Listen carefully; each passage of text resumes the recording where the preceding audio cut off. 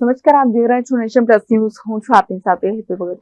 વડોદરા શહેર નજીક આવેલ કુંઢેલા ગામ ખાતે સ્થાપિત થયેલી સેન્ટ્રલ યુનિવર્સિટી ઓફ ગુજરાતની કેન્ટીનમાં વિદ્યાર્થીઓને અશુદ્ધ ભોજન મળતું હોવાના કિસ્સાઓને લઈને વિદ્યાર્થીઓ યુનિવર્સિટી કેન્ટીનમાં જઈને હલ્લાબોલ કર્યું છે. થોડા દિવસ પહેલા વડોદરા શહેરની મહારાજા સયાજીરાવ યુનિવર્સિટીના હોસ્ટેલમાં અખાદ્ય ભોજન જમવાને કારણે વિદ્યાર્થીઓને ફૂડ પોઈઝનિંગ થયું હતું. જે બાદ અસંખ્ય વિદ્યાર્થીનીઓને સયાજી હોસ્પિટલમાં સારવાર અર્થે ખસેડવામાં આવી હતી. જો કે હવે વડોદરાની સેન્ટ્રલ યુનિવર્સિટીમાં અખાદ્ય ભોજનની ફરિયાદો ઉઠવા પામી છે.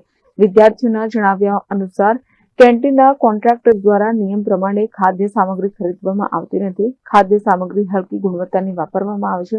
શાકભાજી તેમજ અનાજમાં કીડા પડેલા હોય તેવા પણ દ્રશ્યો સામે આવ્યા છે, જ્યારે લોટમાં કીડા ફરતા જોવા મળ્યા છે.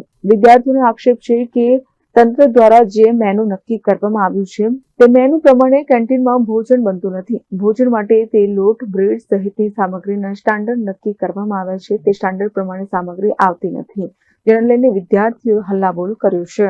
કેમેરામેન નવનીત પરમાર સાથે Satyam Navajkar, Nation Plus News, Vadodara. સમાચારોના સતત અપડેટ મેળવવા માટે અમારી નેશન પ્લસ ન્યૂઝની યુટ્યુબ ચેનલને સબસ્ક્રાઇબ કરો, બેલ આઇકન દબાવો અને જોડાયેલા રહો ફેસબુક, ઇન્સ્ટાગ્રામ અને ટ્વિટર પર.